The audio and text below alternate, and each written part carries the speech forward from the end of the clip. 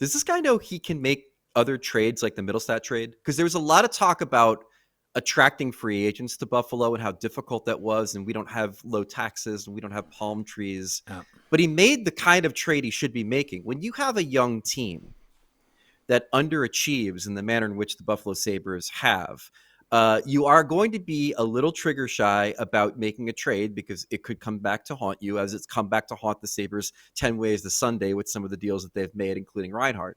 Yeah. But you can also make smart moves that acquire other teams' young players that have control before unrestricted free agency and give yourself a nice 4 to 5 year window in which you can have that player on your roster. There's a lot of talk about how the struggle of free agency for the Buffalo Sabres. There was not a lot of talk of, oh, by the way, we can make the Middlestat trade 3 or 4 more times and try to turn this franchise around. I get the feeling. Well, first of all, the situation right now, like right now is the worst time for Kevin. It's the worst time and the best time for Kevin Adams to make a trade because he needs to do something right now. But right now, he's not going to get anywhere close to value for making a trade for any of these players.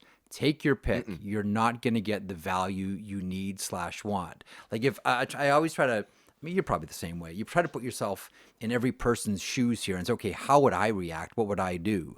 And I get the feeling right now, if I'm Kevin Adams, I'm feeling frozen. To your point, you look at all the players who have been traded from the Buffalo Sabres. I mean, how many Stanley Cup winners last year on the Florida Panthers were from the Buffalo Sabres? Right? Like 5 or 6. With the Stanley Cup winner that was on the St. Louis Blues, to go along with the Stanley Cup winner that's on the Vegas Golden Knights. Yes, right? Continue. Yeah. Like if you just would have like George Costanza undone everything and not done it or done the reverse, I would have Stanley Cup in Buffalo here. So if I'm Kevin Adams, I kind of feel right now like I'm frozen, like I can't do this. The other thing that's become quite apparent, like there's a couple of other thing that's become quite apparent is, and I know that every team does this, and you and I have talked about this on the old pod everywhere we've gone, that teams always overvalue their players. It's one of the problems in the NHL, and that's why there's not a whole lot of trades. But do you not get the sense that more so than any other team in the NHL, the Buffalo Sabres overvalue what they have? They have everybody on this team playing one level higher than they should. And if you've heard Lindy Ruff in the last 24 hours, it sounds to me very much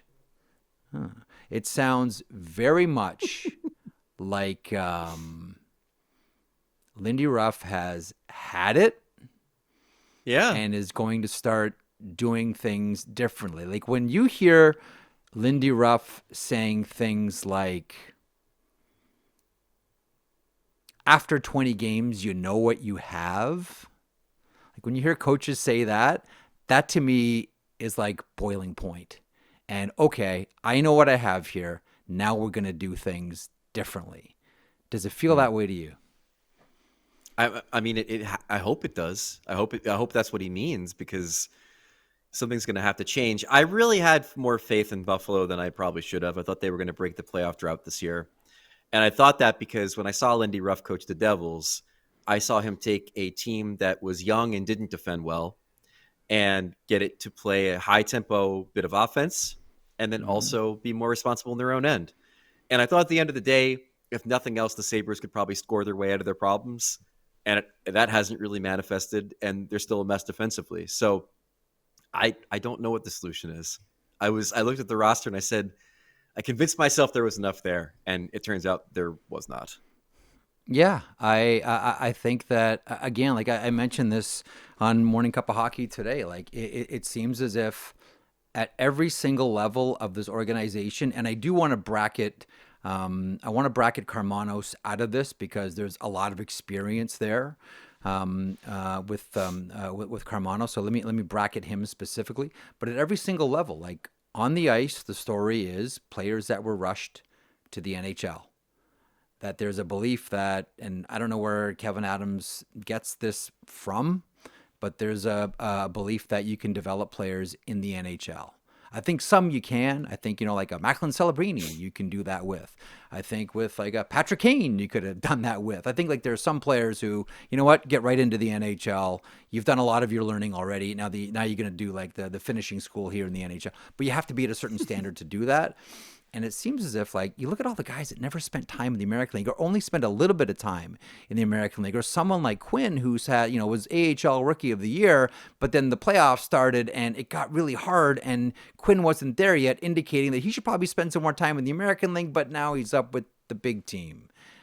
And now he's scratched a lot. And now we're wondering if he gets sent to the AHL, or if Sam Lafferty gets sent to the AHL, or if Nicolas Aube-Kubel gets sent to the American Hockey League here. Like, at every single level, everyone that they brought in front office, again, outside of Kermanos, has been inexperienced, and everyone on the ice seems rushed into the league. And they almost did it with Devin Levi. They almost did it, but thankfully for his development, he's in the American League in Rochester. He was so bad that he bucked the trend. Like, that was the thing about Levi. Is like he was bad. What? They're like, we can't do the usual nonsense we usually do. You know what I really think it is? I think even though they scratched him for 8 games to start the season last year, I think they finally realized that they have a really good goalie in Ukko-Pekka Luukkonen.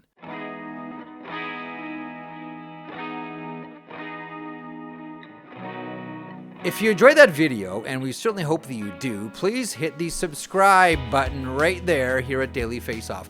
I will put this lineup up against any hockey lineup anywhere. It all gets underway at 9 o'clock Eastern with Morning Cup of Hockey. That is Johnny Lazarus. That is Colby Cohen. Then at noon, it's DFO Live. And then 3 o'clock Eastern, The Sheet. Get caught up on everything in hockey.